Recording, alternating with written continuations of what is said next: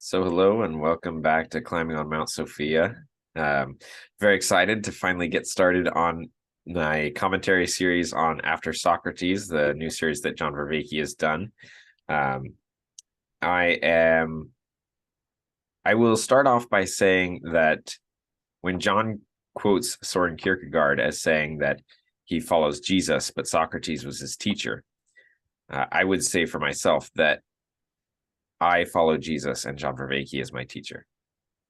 And so, with that in mind, my attempt with this commentary series is to kind of follow along with John and pay attention to the places. There's a lot of places where he's explicitly attempting to bridge to Christianity, and I just want to hopefully provide context and feel into places of tension with that to try to provide more and more tools and bridges, not to pull anyone from Christianity over to, say, Neoplatonism, but more to help Christians in a modern and postmodern context understand how they're really kind of already Neoplatonic, but they may not know it, and that they might avail themselves of some really powerful tools and understandings by engaging with John and his work. So I am going to be joined by various guests throughout this series. My friend Gage Murphy, thank you for coming. Gage is going to join me for this first one. We've already done one video that's on my channel, just kind of getting to know each other. So you can check that out. But for me, John's work and his ideas overlay so closely onto Christianity as kind of a perspectival shift to help understand aspects of it better, that it's difficult for me sometimes to see where there's tension points, or difficult for me to remember where there were tension points to overcome.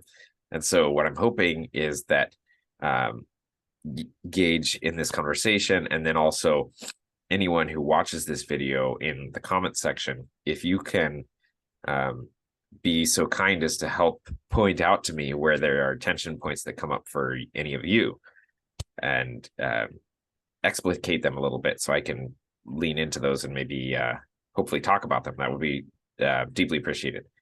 So, Gage, thank you for coming. I guess the first thing, just to situate maybe your position in relation to John Vervaeke's work and also to Christianity. I'd like it if you're willing to just kind of lay out for us a little bit where you are in relation to those things. Yeah, oh, for sure.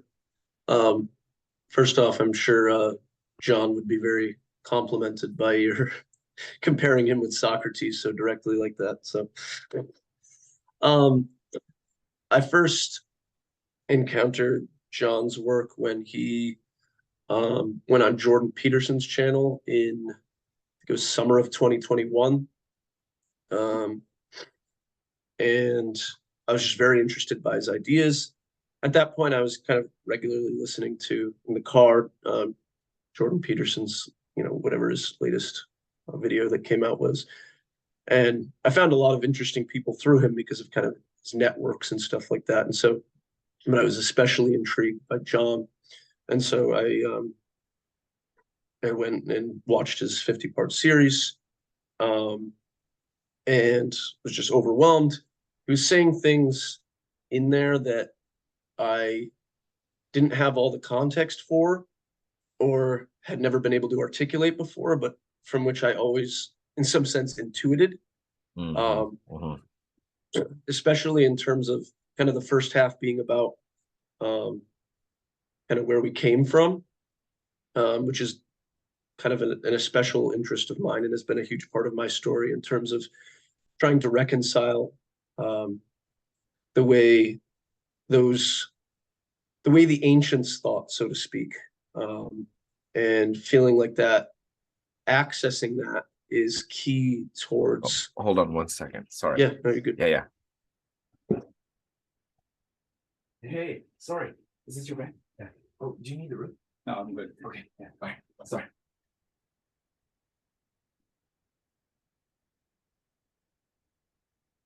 Okay, sorry, I'm at work and this is kind of a shared space, so somebody had a bag in here. So No, you're good.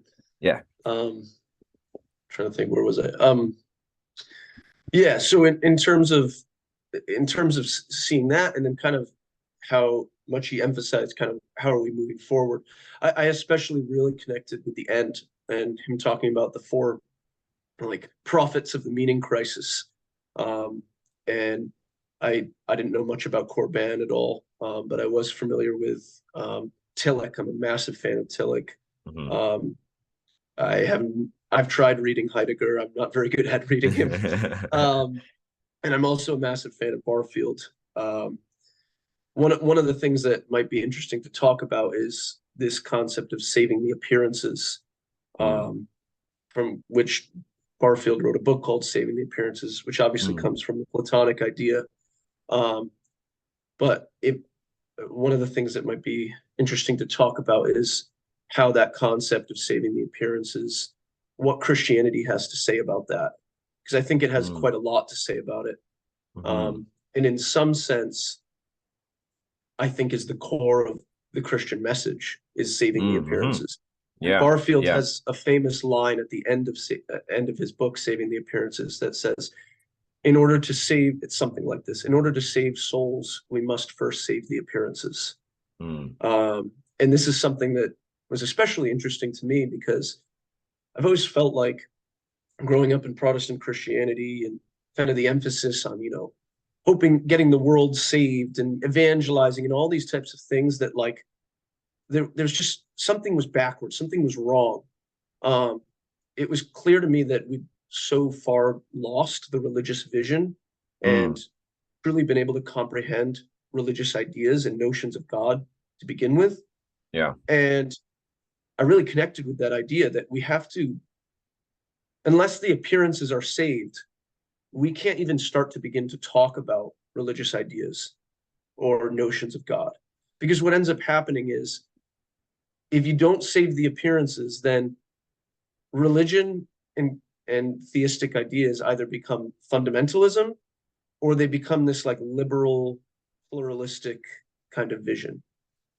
Mm, In the sense that if your emphasis is too much on the appearances or the propositions, you could say, yeah. then all of a sudden it becomes fundamentalism, right? Because you become too focused in on the images. You think that the images are God himself, the transcendent himself. And so your religion becomes small. And if you think that, um, if you only emphasize the transcendent, Mhm. right, at the expense of the images, then you get lost in this pluralistic vision that isn't helpful for anyone. Nothing comes down. And so in this, like this idea of saving the appearances is like that's to me that's what Christianity is in some real sense. Mm, Like that's what the dramatic story is playing out. How can the appearances be saved? And I mm, in Barfield's book, the subtext is a study in idolatry, which is mm, what I think all of the concepts of idolatry, instances of it throughout the Hebrew Bible, is related to this idea of saving the appearances. So sorry, mm. that was a lot. I just No, I mean, thought of that and saw it as a connecting point. So yeah. Yeah, okay. So this is a deeply Socratic and Platonic idea hmm, um of the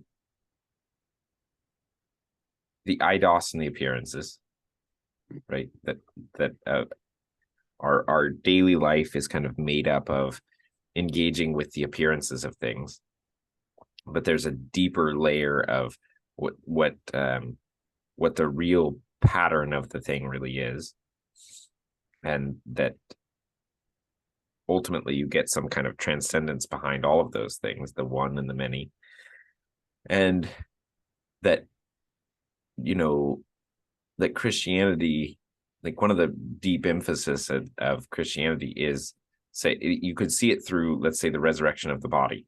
The notion of the resurrection of the body is that the idea of perfection in the Christian story is not a oneing of all things, but it's a connection and a glorification of the oneness of all things in and through the particular Yes, of yes, these things. I agree. And so it sounds like for you, there was a way in which your experience with Christianity was kind of on two extremes, or the way you maybe even still see mainstream Christianity, if I may ask this, as on one side you have kind of a liberal, kind of pluralistic, open-handed, anything goes, and on the other side you have a very fundamentalist, and they're both a lack of what? A lack of a lack of the appearances being saved in a sense, because like what happens, it seems to me, is that there's no space that we're to stay, right? Like in our last conversation, we talked about kind of the optimal grip on the propositions, right? And like I've been thinking about that a little bit more recently. It's not like there's this optimal grip, like, okay, it's here, and it's like some middle space. No, the optimal grip is it depends. It Yeah. depends. Sometimes it's super tight and sometimes it's extremely open, right? It's like Moses's rod that continues to go back between the snake and the rod, right? Yeah. It's back and forth, it's back and forth. And I think this static vision of saying, okay, I'm going to have maybe this pluralistic notion. And I think I'm using the pluralistic in the negative way, in the sense that when you only stay there, you Yeah. miss the particular. And if you stay down in the images and the appearances, and like in, let's say, the doctrinal or dogmatic sense, Yeah. then all of a sudden it falls apart there. So it's almost like the problem is not any spot, it's the lack of motion between them. Does that make sense to you? Yes. Okay. And this is fantastic. To now, let's transition to talking about the episode itself, because this is exactly where John starts. And you have this sense that this is the kind of thing, this is exactly the kind of thing that John offers us in this After Socrates series, in which he calls a wisdom spirituality for our time, and which I think is such an apt name. But he starts off by describing why he's calling it After Socrates, and that's not about the temporal sense, although obviously we are after Socrates, but in this sense of tracking, this dynamic following and looking for and imagining what we're following after in an incomplete way, and coming after it, and then finding that it's actually turned over there. It's actually turned over there, and so this dynamism in pursuit of the good, the true, and the beautiful, is maybe exactly what Christianity is lacking in your read, anyway. Absolutely. I think that's exactly it. And I often get frustrated because that notion, right, of this dynamism is, people like don't even have the vocabulary to understand that, right? Because we're so, like, in the way we think at every level, right, from our political positions and just ideas of social values and stuff, we always think about positions as static things.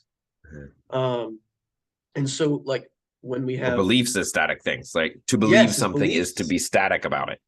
yes, and John talks about how, like, you can't just go like, I believe, like you can't just make this choice to believe and then like it happens. Like, believe, I mean, the way it's used in English, it is a verb, but in real sense, it isn't a verb. It's not some action. I can't just go choose to believe something. And so for me, it's difficult to. I think that this dynamism is all wrapped up in this concept of saving the appearances, because I think when the appearances are saved, you're never staying inside the appearances or in the transcendent. You're moving between them. You're Or moving between heaven and earth. And I think right? Like man is the mediator between heaven and earth. We are not doing our job. We're not Yeah. doing our job. We are failing because we are not moving in between. Mm, We are remaining static. And it doesn't matter where we remain. Like that's what people need to, I feel like people need to get past, is it doesn't matter where you are. It's that you yeah. aren't realizing that you are supposed to be mediating between heaven and earth. And so to save the appearances is to breathe life like into Mm, the appearances again, so that like they're the life that comes from above is being breathed, right? Like the way mankind was made, right? Like from the dust of the earth, and then the breath of life from above was breathed into us. Like that's who we are. yeah. Yeah. Okay. So let me ask about this, right? So we have a problem. So what I'm hearing is there's a problem from, say, for lack of a better term, I'm just going to say my evangelical Christian self wants to throw up his hands and say, wait a second, isn't the goal to believe in Jesus, right? So the goal is to believe in Jesus. And let's take something like the proposition that I am going to believe that Jesus was in fact a man who was born of a virgin, was in fact fully God and fully man, in fact died, was buried, and rose again on the third day, and that my belief in that has real transcendent implications for my life. Okay, so I'm just going to take that. I think that pretty much everyone who's a Christian would probably agree to that. So then I want to talk about how that is not a static position. Mm. And because I think that that is perceived as a static position. That for me to believe that is in some way to hold on to one specific thing that does not move. Mm-hmm. And I think the thing that's important to look at with that and might be helpful from this place, the places that John goes in episode 1 of After Socrates, is the notion of to be a follower and to hold that in relationship to being a believer. Mm.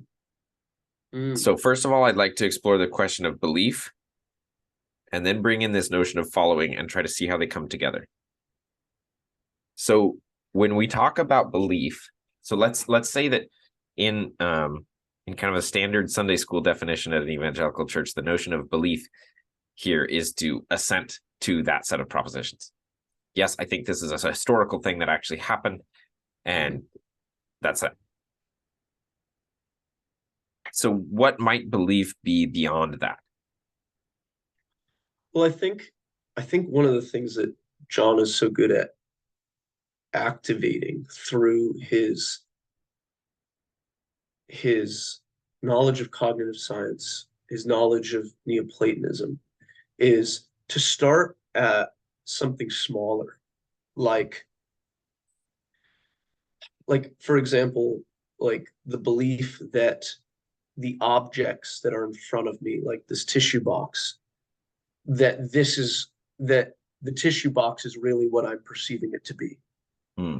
Because when you start small like that, because most people think the tissue box is exactly the way I'm mapping it onto my brain, right? Because Mm-hmm. that's just the legacy of philosophy we come from, right? So Yeah. we believe this to be the exact, like, we don't think of the tissue box as being something beyond what I'm seeing it as.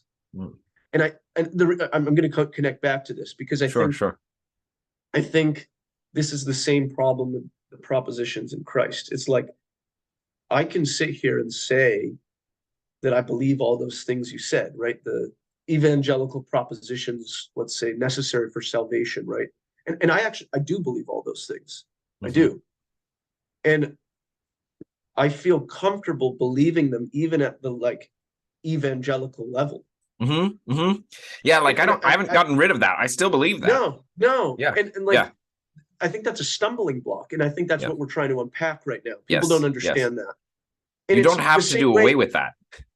Exactly. And it's the same way, like just because I know the tissue box is something beyond the way I'm perceiving it, Mm-hmm. doesn't change the fact that it's a tissue box right here. Like, Mm-hmm. do you know, like I can't change the appearance. The appearance is what it is to me.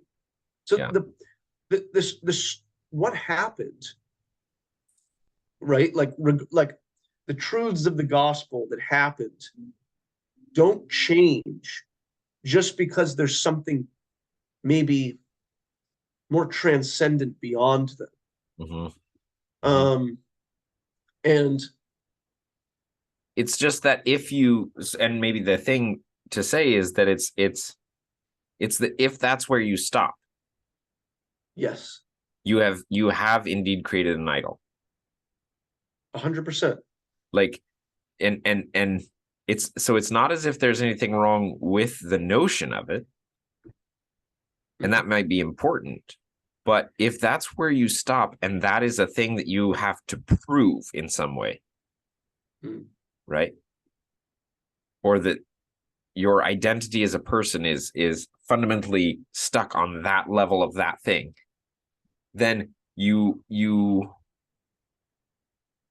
cannot follow this. Okay, so let me bring in the follow thing now. So let's say that belief is something in something is, yes, it can be an assent to a set of propositions, but it requires something deeper, which is something like, and this involves a notion of faith, that there's more beyond it.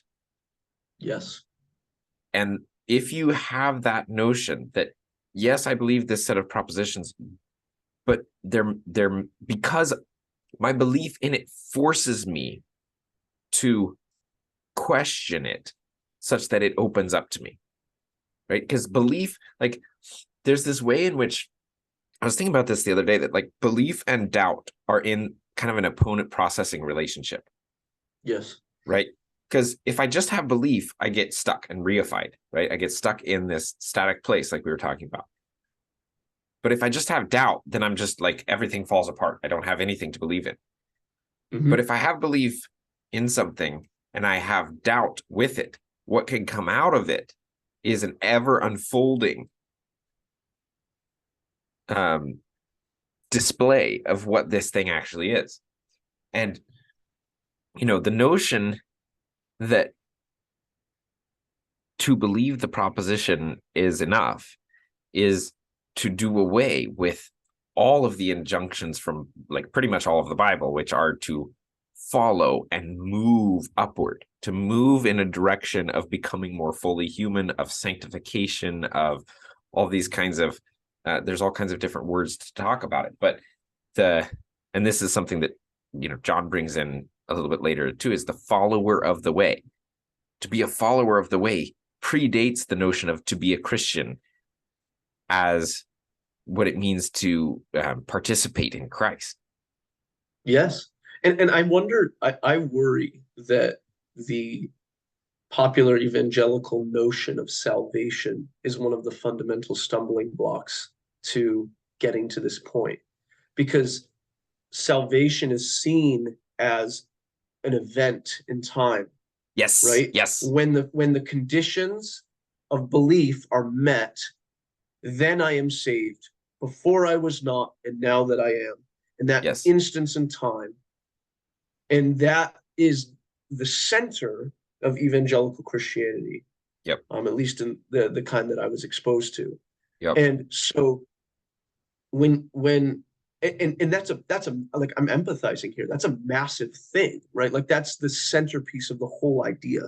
And so Yep. a lot is staked on that, right, for people. And so if you start to question that, and even like kind of start to like play with things and talk with people, you're the way it's set up is you're actually questioning the fundamentals of their entire identity, the whole notion of the gospel. And so everything comes crumbling down, and rightly people aren't going to entertain those ideas. And so we've set up this this idea that kind of locks you in. I don't know if you've had similar experience with that. Yeah, no, I think this is a very important point that you bring up, and you may be right. It's hard to push at what exactly is the fundamental foundation, but this Yeah. is definitely one of them. This notion that that there is an either or, that there's a and that there's a point at which, like, you're outside and then you're inside and that's it, right? Or if you're, and then you have Calvinism and Arminianism, right? Yeah. And that nonsense. But that they're predicated on this notion that salvation is a singular event. And I think that's such a good way to talk about that. Like, thank you for bringing that up, because we're not doing, I'm not, I'm going to talk about this. And if, and I do not want at all to do away with the notion of salvation. I want to redeem it from being a static singular thing, right? Salvation is not about being outside and being inside, right? It is about a movement. It's about an orientation, right? And it's not about what happens after you die. Like, that's this other thing that, okay, because I need to bring in the notion of the afterlife and the notions around fear, because so much of the issue, fear is always lurking when something is static. Fear is always operative when there's some kind of static position being held. And these kinds of static belief positions that are understood to create some kind of singular event of salvation have to do, and are generally often preached, maybe less so now than maybe 100 years ago, but they're often preached and communicated with from the standpoint of fear, right? Like, I grew up in a Christian context where it was like, people would say things like, you have to tell people that they're lost and they're going to hell so that they know that they need to be saved. And it's like, okay, so we have to engender fear before we can tell the good news, right? Okay, so now we're building a foundation of fear upon which we're going to build an idol, right? And so this, and fundamentally obstruct the ability to follow. Because if it's a thing that's happened and it's like, okay, I've said the prayer, I went to the altar call, and now I go to church, like, I changed some orientation in my life, like that. At least there is some of that, but it's very superficial, right? It's very superficial. It's like, do you go to church? Do you go to Bible study? Like, are you, do you have some kind of prayer? Okay, then, you're good. You're going to go to heaven when you die. At least generally, like, probably. Nobody in most churches is going to doubt that. But like, you may have all kinds of other issues in your life that there's nothing really to do about it except, well, pray about it. And so, okay, so I want to talk about this issue of predicating the need for salvation on fear. Because one of the things that you see with John is, like, John in so many ways exemplifies the opposite of fear. So this is another thing that John can offer us, right? Like, you see the very first thing John does in this series, and this is so important to me. The very first thing he does is to turn the attention away from himself. He immediately brings in as many people who are close to him as he can. And he's always citing people's sources, because he's always saying, this isn't about me. This isn't about me. This isn't about me, which is a very vulnerable thing to do when you're presenting like deeply profound content. And so there's something, I guess I don't have a good way to say it right now, but there's something that John offers us in this series that I think really addresses this kind of fundamental fear that we have. Absolutely. Well, I think, I mean, I've seen him speak to so many different people that, I mean, I know he disagrees with, right? Like, all the conversations he has with people and things that they'll say. And like, but you'd never know unless you'd seen something else of John that let you know that. And like, Yeah. but he he takes every single interaction. It's the way in which he's posturing himself to another individual and to the ideas themselves. It's full of humility. It's full of seeing something beyond the propositions. And so he's always advocating on behalf of alternate positions. Because and that's the opposite of fear, because to fear is to hold on to your position. You're so worried about losing them, as if they're the thing that's holding you on. They're the thing that's keeping you going. But instead, he's recognizing, no, I can let go. Whatever, like John would be willing to throw away whatever he believes right now if he could see it moving in another direction. Because he's not holding on. It's not his life preserver. It's like, and I think that posturing is the message itself in some sense. So he's speaking it in the propositions, and then he's acting this way in his conversations with others, and even in the way he's setting himself up in the series. He's acting out the very notion that makes one wise, right? And this is the same thing you see Socrates doing. Yes. And what I was going to bring in here is this notion of the midwife, right? Yeah. Because that's exactly this kind of the giving birth to yourself, right? And again, and John makes this explicit in this episode of the connection of Jesus as being a midwife in a similar kind of way as Socrates is a midwife. Now, I would like here to separate something, right? When we talk about Jesus and when we talk about Socrates, I think that we can talk about Jesus and Socrates as being, they're both figures who I think we can properly say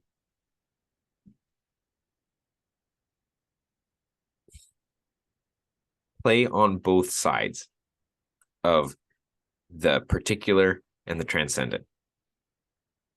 I think they are figures who are like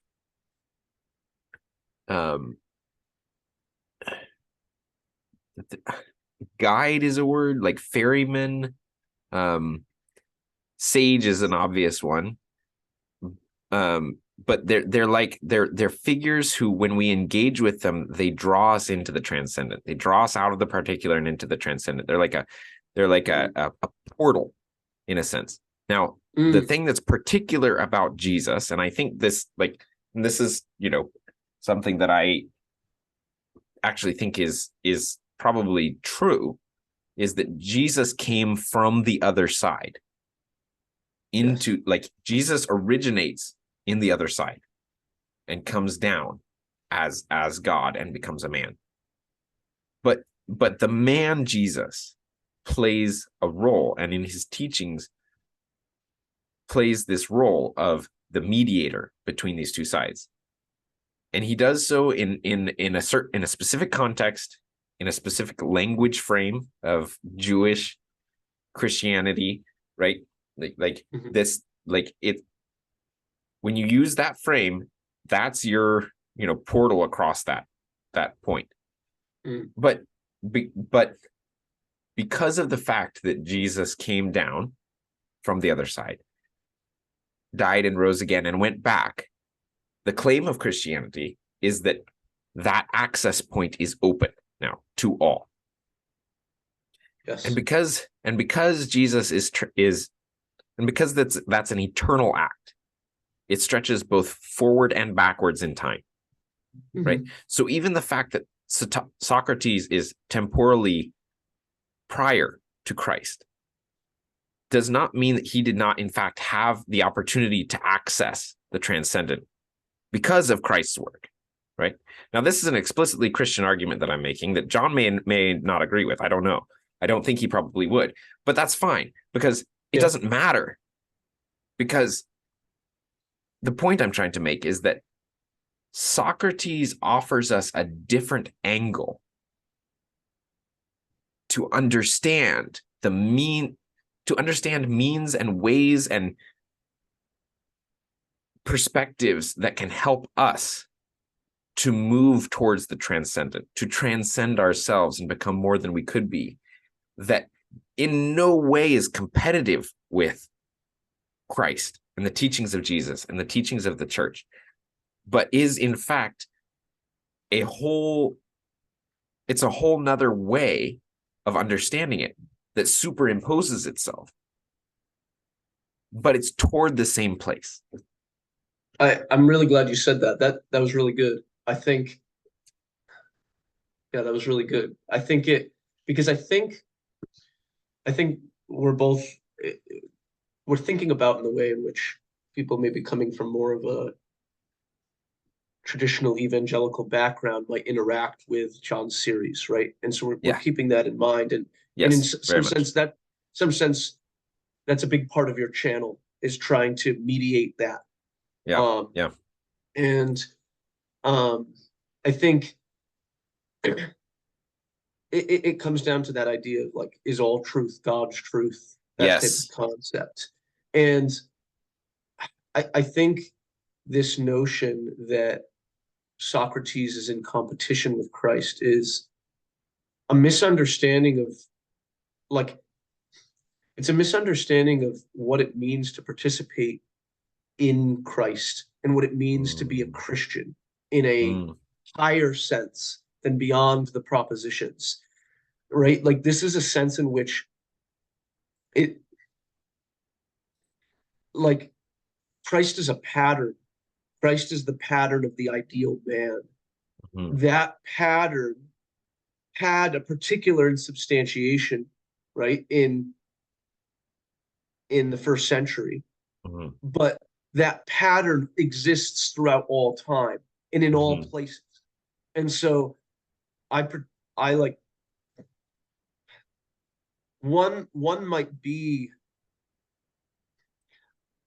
I don't know if I want to say this because this is complicated and I can understand why people would misunderstand it, but like one can be something like a Muslim and embody, right, propositionally a Muslim and embody the pattern of Christ. And so in some real sense, they're a Christian, Mm. Mm. right? Um, and I'm not making a like Islam versus Christianity argument. And I know you know, but Yeah. I'm just trying to like, I'm Yeah. trying to move through that because this is going to be a stumbling block because I think there's a sense in which, and this is what's so important, is understanding that Christ as a pattern is something that is so much more than the image of his story, Mm. right? Mm. Now you continue to go back to the story to continually get, but it's again, it all comes back to how are we living? Yeah. What is life like? What does it mean to be a human being? And I think I think we get caught up on this idea. And for me, like what's so great about Socrates and the whole Neoplatonic tradition is it's completely void of all the religious language in some sense. Yeah. Do Yeah. you Yeah. understand Yeah. what I'm saying? Now, there's disadvantages to that. There is, and this is something that I probably disagree. Not disagree. That's not the right word, but I see differently than John does. Like John, I feel like very much has this Neoplatonic vision, um, and I I think it has to be more trapped in symbols for it to make its way Uh, all the way down. yeah. Like, there's a Yeah. reason that Neoplatonism isn't a religion. And that this is Mm. kind of an argument Jonathan Pageau makes. At the Yeah. end of the day, you need these incredibly complicated symbols, which make a mess at the bottom. They do, because then you get the propositional fundamentalism, but it's not going to go all the way down because it's too abstract. Yeah. And Yeah. It so requires too much processing capability to really engage with. yes, it does. And if it isn't concerned, if it doesn't come all the way down, then it's insufficient because it has to be concerned with the whole. And Yeah. that like that's always been one of the things that Christianity has been acclaimed for is it's infinitely, you can go as high as you want and you can go as low as you want and you're still a Christian. And yeah, I don't know. These are just some ideas thinking about Yeah. how the Neoplatonic tradition interacts with Christianity. Yeah. And one of the things I would say, and I'll pick up on one of the things it's not religious language that it's couched in, Mm. which is so important in this moment Yes. because What we live in is a moment of deep, deep confusion as to what we mean by religious language. Right? I've done videos, and I've come back and forth and around about what do we even mean by the term Christian, because that term is so convoluted that it's almost worse to use it, because it can mean almost anything. And so, and I don't, now people will say, oh, it means to have a relationship with Jesus. Well, yeah, what does that mean exactly? Yeah. And so, like, I don't want to hear any of that. And I'm speaking to myself in my head, and all the people that have their opinions about what that means. But it's this, we have to figure out how to return to a reverence for the words we use and the way we hold ourselves in relation to them. Yes. And that requires that we let go of words as signs and as static dogmas that we hold to and that we hold in front of us, so that we don't have to engage with whatever thing is difficult or we don't understand or causes us fear. And instead we look at words as symbols. They're portals, right? A word is a portal. Yes. When I use a word, when I look at a word, it doesn't matter what the word is. It matters what is understood. It matters what that word points me to, what it opens to me. The word of God. Yeah, yes. And so, like, that's one of the fundamental pieces of this beautiful work that John is doing and presenting to the world. Is he's so careful with his language, and he uses words in such a way that draw you into understanding that there's always more to the word than you think there is. Yes. And that there is no such thing as a static definition of a word. Right? And that's the kind of thing that when you have so much religious language, is easy to lose, because Yes. You have particular formulations that your religion holds to, right? In your dogmas, in your creeds. And that's okay, right? Because there are specific formulations of those symbols that, if you actually understand what the symbols mean, like if you read the Nicene Creed and you read it through, the eyes of someone like Jonathan Pageau, like, right? But if you read it through the eyes of, me, when I was attending an evangelical undergraduate college and we learned the Nicene Creed, it was like, oh gosh, like, yeah, and I just carried it around as like a burden that I carried around on my back. And so now that was a good burden for me to carry, because I chose to wrestle with it. Right? But I chose to wrestle with it and not just stand under it. yeah. And I think that's this, John talks about how Plato was his nickname because he was a wrestler with broad shoulders. Yeah. Right. Yeah. And it's like, that's great, because, like, you want to wrestle. The point is to wrestle with this thing called life. The point is to wrestle with the person of Jesus. The point is to wrestle with Socrates, and to take them seriously, and get into the ring and hold yourself up to them, and you're going to get smashed, right? Like, the person of Jesus will always smash you. Yes. But you need that because that's the only way to move upward, to become more than you are. 100%. I think, it's like, I like letting go. Like, what is it that you're letting go of? Like people that are afraid to let go, like in terms of letting go of the propositions and the beliefs and everything like that. Like it's like, your own heart, right? Like if you're actually interested and you're actually being drawn towards something, and you're actually like, this is actually serious to you, like you have nothing to fear. That intention, that drive the only thing you can do is you can hold on while everything's moving forward, right? Like this is at least the case for my life. Like it's been very hard for me to let go of Mm, propositions like that. So I mean, like not that long ago, I don't know, like within the last 5 to 10 years, it's like I was one of those people that was, constantly like thinking about things like losing your salvation and all these different types of things, right? Like I was partly because I grew up in an environment, an evangelical environment where all these propositions were valued, right? But I also felt like I was one of the only ones that actually took it very seriously, which is interesting, right? Like it was more just like these people, like it was more just this cultural event, and it was more just like the identity of being a Christian, and like all these feelings, and like for me, this actually really matters to me. Like I mm, see this as the answer to me having any type of life.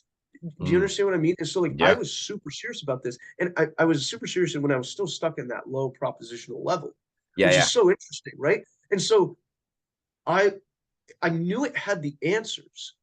I knew the answers were there, but I kept thinking that I had to keep holding on, even though I was like something was drawing me away from it. But I'm like, but I know the answers are here, right? Like the answers are here in the proposition that Jesus died for me, right? Like I can't leave these things because I know they're true. And I wish I could have even learned earlier that like that yes, you believe they're true. So now let's do it. And that means letting go of it. And so you go with it, even though you're like, it's leaving. Yeah. I don't know if these images Yeah. are making sense to you, but it's like Yeah. it's leaving, but now I'm actually doing it.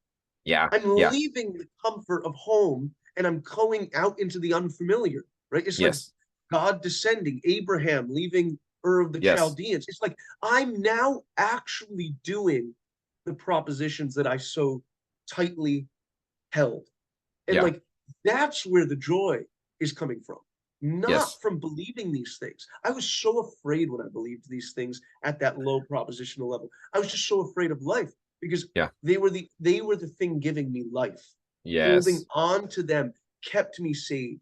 That was my only source of joy because if I didn't have that, the alternative was nihilism and hell and all these different types of things. Yeah. But now acting it out, that's where the joy comes from. Yeah. Yeah. What was okay? So this is that. Yes, that's so important. What was the flip? What was the thing that shifted it for you? What allowed you? What allowed you to? And I'll use this notion, faith. What allowed you to actually engage faith?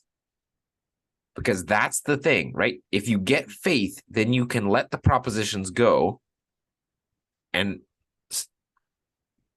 stop using them as a life raft where they are dead, and instead allow them to live and unfold before you, right? Because as we said at the beginning, Yeah. those propositions haven't disappeared, right? I still No, believe they those haven't. things. I actually believe them much stronger than I did before. Yes. Same, same. Because they were standing on shaky ground before, right? Like Mm. I used to have to be able to make some sort of argument for the inerrancy of scripture before, Ah, right? Or like I used to like unless they found the archaeological remains of the ark, there it all goes. Like silly stuff like that. It used yes. to be, and that's such a horrible position to be in. Yeah. Like it's so out of my control. It's so like nobody can ever know some of these things. And so like I think what it was, I mean, it was a combination of reading different things and stuff like that. But it was if I really believed what it says in the propositions of who God is, he has to be so much bigger than this. Yeah. He Yeah. has Yeah. to invade everything. And so it's funny. It's like I actually, and that's what I think we're both saying when we're saying that we believe the propositions all the more now. Because when I'm believing the propositions only at that low level, I'm actually not even believing them. Hmm. Because to believe them means that it's so much bigger than that. Yeah. Because that knowledge is contained within the propositions, that it's so much, that my God is so much bigger than any of these notions that I could have about him. Mhm. and that all these notions are pointing to me to that very fact. And so the Yeah. more the propositions became serious to me, the more they were saying like, no, go, go, Yeah. go live for God. Stop staying Yeah. here with me. Like, I don't know. I don't know if that makes sense. Yeah. Yeah, I guess what I'm hearing from you is something like, and this is very similar to me for in my experience, was to recognize that if God actually is who he says he is, and the whole tradition and the Bible and all of it, if any of it is true, then if I am genuine in my pursuit of truth, I can let go of it. Because if God actually did create all that is, I don't need the Bible to find truth, right? And this is actually, and Paul says this explicitly, right? Like, if it's true and it's real, then it will catch me. Yes. Like, and I don't need to prove it to myself or to anyone. I just need to actually be engaged. And I guess like one of the things I was thinking as you were talking there is like, for me, and well, John gives us this. I wrote this down. It's like one of the things that John says is, are you a Christian if you do not try to be like Jesus? Are you really Christian if you're not trying to be like Jesus? And it's like Christianity is not an identity that you can just put on so that you can, so that you can kind of do a check mark and then go about your daily life and, go and watch your football game and do Yep. this thing. Now, there's nothing wrong with watching football. I'm not trying to say you shouldn't do that. It's just that if it's a thing that you believe in and you want it to be a static thing so that you do not have to think about it, so that you don't have to ask yourself what's going to happen after so you don't have to look at yourself in the mirror and be like, am I really becoming who I could be? It's like, it doesn't matter because, like I believe in Jesus. It's like, no, you don't. You don't really believe in Jesus if that's the way you're doing it. You're not really following Jesus if that's the way you're doing it. Because that's not what it means. Like, No. it means like you need to track Jesus. You need to, Yes. and to do that in the modern world, you also need to track Socrates. Like, Yes. that's what I want to propose is like to follow Jesus involves this notion of tracking, right? Of being after. You need to be after him, right? Yes. And there's a really cool thing that there's more than one light that you can be after that triangulates toward the same thing, right? I can be after Jesus and I can be after Socrates, and together they will bring me towards Christ. Interesting. Oh, interesting. So you're pulling Christ as kind of this thing that's beyond Jesus and Socrates, if I'm getting you correctly. Well, it I has know to you be don't in. mean it so literally as that. I'm just trying to understand, like, because it's like I almost see it as like Socrates was pursuing Christ, and so to Mhm. pursue Socrates is like to it's like I'm walking with Socrates towards Christ. It's like Christ remains. It's like Socrates is the like almost ideal man, but he isn't the God man. Like Yeah, like do you understand what I'm saying yeah, by that? Like yeah, Socrates is. I was talking in the beginning about how like our role is to mediate between heaven and earth. Like Socrates is like in some sense this archetypal ideal of that. yes.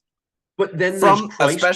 especially, and let me add one thing here, Yeah, yeah. especially from the aspect of your rational mind, right? Yes, Because there's different definitely. aspects, right? Like There are. Socrates is the sage that will lead you through your rational mind. Yes. And so he makes it, yeah. Well, because and that's in a sense why he's not cosmic in the sense that Christ is, because it's all within the rational mind, which isn't any more illegitimate than the cosmic level. But there almost has to be both have to be played with, which is why there's this constant dialogue that that I'm that this series is bringing about. Yeah. And it's almost as if Christ is the mediator between man and God, while Mm-hmm. Socrates is the mediator between heaven and earth. So Mm. there's a mediator. So it's like a fractal level where there's a mediator between heaven and earth and the ideal. And then even that ideal of Socrates is then being mediated between God and man. And Yeah. so Socrates is like a moving up. And you see this even with the saints, right? Like the saints Yes. are never Yes. equated with Christ. The angels are never equated. There's a hierarchy. There's this fractal relationship where you continue to participate in one and then in one and then in one. And Christ stands as the final thing before the ineffable Yahweh. Yes, yes, yes, yes, yes. And I would say, and to go back and to talk up, flesh out a little bit more, I guess one of the ways I see it is like, okay, Jesus lived for 33 years.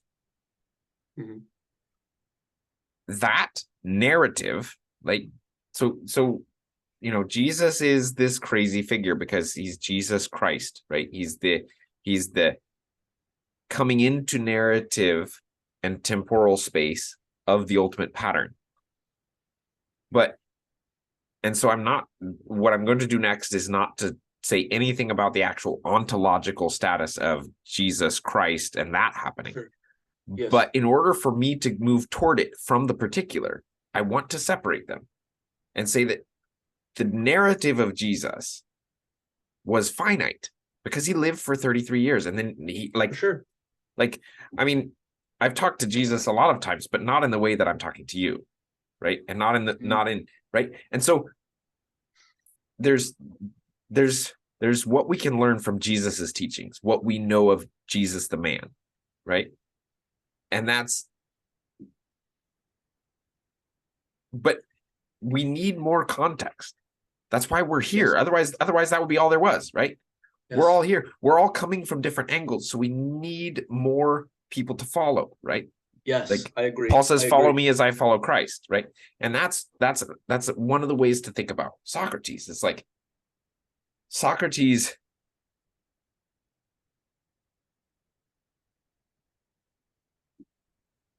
gives us a tremendous model of a way to come at this thing, this ultimate being, and what it Yes. means to be human, that fills out the picture.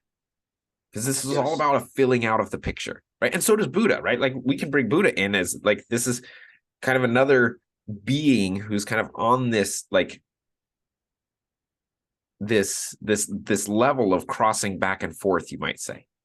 And I think there's something though, like, and you were alluding to this before, is there's something special though about Socrates specifically, in the sense that he exists as this archetype, but is not. He's so, even though he existed within this, you know, Greek culture that had their religious, he like is so in some ways separate from that, right? And which is very important for this present time, which is what you were saying earlier, right? Because you even have the Buddha, who he's enmeshed in it. This isn't a problem inherently, but it just may be a problem for solving our current crisis, because he's so enmeshed in the religious traditions of the East, right? The same way Christ is like, there's something about Socrates, and who knows where it'll lead if you start nobody to gets to follow claim him. Socrates. Exactly. Nobody Yes. gets to claim him. There is no salvation is not staked upon him. There are none of these Yes. massive stumbling blocks that exist without Socrates. He's never been seen as a figure worshipped, right? Like, you don't have those problems of the Yes. Buddha or something like that. Yeah. Socrates is just a man, claimed he's a man. Like, Yep. there's nothing going on there divinity wise, which is very, very important right now. Yes. It's something, it's an access point for people. And Yes. I think people will be amazed where, if they truly fall or after Socrates, I think they will be amazed at where they go. Yes. And I think they will. Socrates, though not having any of the imagistic or religious language, will open them up to, at least, maybe they don't become religious in some strict sense, becoming a Christian, but they will now see religion properly, Yeah. maybe again. And it all happened through this non-imagistic and religious language. And I think that's what's so exciting about this series, Yes. is that we are after Socrates, almost all of us as a culture. And there's something about, we need this because the Western culture is in some sense built off of, Greek, about Athens and Jerusalem, right? Yeah, absolutely. Yeah. Like, and, but Jerusalem is so complicated, like Yeah. in the sense of what to do with that. And Yeah. we've had so many more missteps, and there's so much confusion around Jerusalem right now than maybe there ever has. And I think there always has been in the West. Yeah. But Athens is a place where we can go and we can participate in something without any of the angst of Jerusalem. Like nobody's been hurt by Socrates in Yeah. Neoplatonism the way Yeah. they've been hurt by Christianity. Do you know what I'm saying? Like think Yep. about all Yep. the people in our culture that have been so hurt by Christianity. Yep. They can't hear religious ideas. Like as far as I know, nobody's hurt from Neoplatonism. So like this is but yet the dialogue between them is, I don't want to say a way in because I'm not thinking of it as the point. I'm not saying Neoplatonism just, oh, let's get them to Christ through Neoplatonism, because that's not how I'm thinking about it. I'm thinking about it in that I have utter faith in the truth of Christianity. Mm. And I know that when one pursues the good in love, that those truths manifest themselves wherever Yeah. they are, in whatever Yeah. images they may manifest themselves. Yeah. And to me, that's what's been the biggest faith in Christ. Yeah. Yeah. And whether, you ever claim the propositions or not, right? It doesn't Yeah. matter. Like I Yeah. had this, I had a moment where there was a conversation between Jonathan Pageau and John Vervaeke on Rebel Wisdom. I think it was like one of the last ones they did on Rebel Wisdom, where John talks about his commitment to the good, the true, and the beautiful. Yeah. And that his notion of falling in love with being again. It's a fantastic conversation. And I remember I was sitting on my lawnmower, I was mowing the yard, and I stopped, and I was just like, I was crying, right? Because this was the moment that, like, because I had been wrestling with John, right? Like I had gone through Awakening from the Meaning Crisis, and there were times that I stopped. Like I could not keep watching it because it challenged some aspect of my proposition so strongly that I was like, this is messing me up, and I'm going to lose my salvation and all this stuff, and I'm blah, blah, blah, blah, blah, right?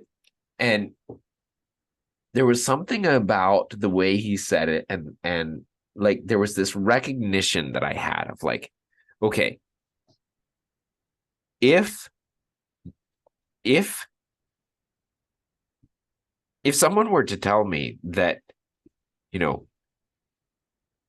how do I say this? If what it means to be a Christian is to love the creator of what is, and to attempt to become fully human, and to love well, and to love all others, like to love the Lord your God with all your heart, soul, mind, and strength, and love your neighbor as yourself. There is no one I know of or ever have that does that better or more strongly than John Vervaeke does. And so, like, he may not claim these propositions, right? And he has his reasons for doing that. Yes. And I don't understand what they all are. I'm not John, and that's not my business. But if he stands as a block to me following and loving Christ, there is something profoundly concerning about how I perceive following Christ. Yes, yes. And I agree with you completely. Having found John in kind of the same notion, really wrestling with a lot of the stuff in Awakening from the Meaning Crisis. This idea that, well, just as not all who are Jews, right? Yeah. Not all who are Christians are Christians. And to me, there's, if you remove yourself, that's quite obvious Yeah, and yeah, yeah. clear. Like obviously, it's so hard. I'm trying to speak back to that version of myself, no, and like no, I know, it's I so know. difficult to do it. It is because it's like obviously not just the people that believe these propositions are the ones that embody Christ. And Yeah, obviously people can embody this eternal pattern that don't have these propositions passed down to us. yeah. Like that's like it's just I think for me with John is John is someone who I want to be like because I see Christ in him. Yes. And so to me, it's regardless of his identification as a Christian or not, that Yes. doesn't matter to me. Because to be and this is like to be a Christian is more to identify with the propositions, at least in the way that we use it now. And maybe Hmm. that should change, maybe it shouldn't. I don't know. That's a complicated thing. But Yes. That's a to great way of identify talking as a about where I am in relation to that idea. yes. And so like I would almost consider myself to like I identify as a Christian in that sense because I do believe the propositions, but I also I'm I'm very hesitant to do so because it means something definitely far deeper and beyond that. it does, but I think in terms of your like in some sense you are bound to Christianity whether you want to be or not. And I mean that at the lower level, not like this higher Yes. level that we're talking about. And so it like you are bound to even the identification of a Christian, despite all the mess that that causes at the lower level. But that's a part of what you're restoring. I mean, that's a part of this channel is Yeah. to say it's taking where you are and bringing the real and the good, the true, and the beautiful down to that level. Who cares where you start? Who cares where you are? Yeah. But can you bring that down? Yes. Yeah. And to me, there's something mysterious about Christianity because I believe that Christianity is not just a religion among other religions, Hmm. but I also believe that the propositions of Christianity are not required to participate in Christ Yes. and enter Yes. into the transcendent. And I don't fully understand why those two are different. There's something about the symbol of Christianity and the symbol of the cross that has the mystery and key to everything we were just talking about within it that none of the other religious traditions seem to have, as Yeah. far as I know. It's almost as if Christ dying on, like the cross is the symbol of the self negation in and of itself. Yes. There's some profound mystery that happens at the cross that isn't elsewhere. And Yeah. I don't know. Well, I think here's one way I would say, and this is probably a horribly controversial thing to say, but I mean, my opinion is that like you can't escape being in the church. You can't escape participating in Christianity, whether Yeah. you've never heard the propositions or not, because if indeed like God created all things and Christ redeemed all things, that the work of Christ redeems all things. And that is a controversial claim for a lot of Christians, because a Yeah. lot of people don't believe he redeemed all things, but that's a whole nother, like we can have that conversation. That's a Yeah. different Yeah. conversation, right? Yep. But there's I think it must necessarily be the case, actually. Then what that means is that we're all participating in God right now. Yes. All of Yes. us. The question is how much, and are you doing it purposefully, or are you robbing, like are you intentionally attempting to bring into being the true, the good, and the beautiful, or are you Mm. taking what is given you and twisting it into something much lower? That's the only Well, question. it's like what John said at one point. He said that if perhaps if we had gone the way of Spinoza as opposed to the way of Descartes, what may have happened to the West? And Oh, that line is one of John's best lines oh, because Spinoza's concept of being in God, yes. like to me, like that is exactly what you're talking about, Yeah. right? Like there's no you cannot escape God. Like I No. don't know. Are you And familiar if you with can, the you're not, if you can, you don't believe the Bible. yeah, Like exactly. Because you don't that's believe Christianity. are you Like, familiar with the band Red? huh. It's it's like it's like a I don't know if they identify as a Christian band or not or whatever. But I I I I recommend them to you in the sense that they play with these ideas a ton. Mm, And there's this song called Lost, and it's like this incredibly depressing song about being lost in God, mm. but yet still being in God, Yes, right? Like yes, you're in God, but you're lost within God. yes, And the song is about being lost, but not being able to escape God. And it's yes. the whole that And yeah, this is go the ahead. way okay, I want to because this I forgot to bring this in, but this came up for me when you were talking about the cross as the symbol and the negation aspect. Like the reason that Christianity can be totalizing is because the way in which it is totalizing is absolutely void of any requirement on you. Yes, Christ loves you at your basest, at your yes, most vulgar. In the moment that you are the ugliest and dirtiest thing, he refuses to cease loving you. mm, Like he will serve you there. And like love is the only thing that can be total because anything else is a tyrant. yes, Anything else that totalizes comes from above. But love is yes, totalizing in that it will not let you go. yes, And so that maybe is the place to end and say, mm, like, if you want to be serious about following Christ in the modern world, if you've already found your way to do so, wonderful. If you've not found your way to do so, maybe you need to learn to follow Socrates. And if you want to follow Socrates, you need to follow John Vervaeke. yeah. That's the there's a spiritual pipeline there Mm-hmm. that none of those figures are at the expense of another. Mm-hmm.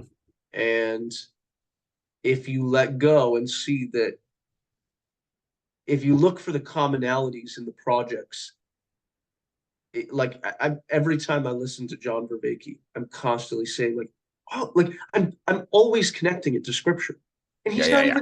he's not a Christian. He's not talking about anything to do with Christianity. He's just saying things. And I'm like, oh, that's that, Yeah. and it's like breathing life into my Bible, and he's Yes. just talking about I don't know Neoplatonism or cognitive science, and I'm so though John has helped me see more and more that I can let go.